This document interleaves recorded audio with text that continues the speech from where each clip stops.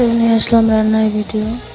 তো এখানে ডাঁটা শাক যে আছে ওই ডাঁটার পাতাগুলো ভর্তা করা হবে আজকে।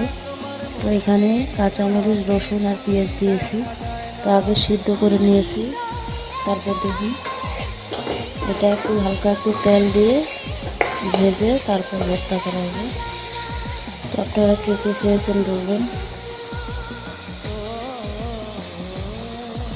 আর এখানে হইতেছে লাউ দিয়ে, আলু দিয়ে, আর হইতেছে ডাল দিয়ে। এটা লাউ দিয়ে, ডাল দিয়ে, আলু দিয়ে, শুধু কোনো মাছ দেইনি। তো শুধু এটা হবে এক প্রকার ঘন্ট। তো ঘন্ট কে কে খেয়েছেন বলবেন কমেন্টে। তো ভালো লাগলে কমেন্ট শেয়ার করবেন। দেখুন, তো আমার ভিডিও আপনাদের কাছে কেমন লাগে বলবেন।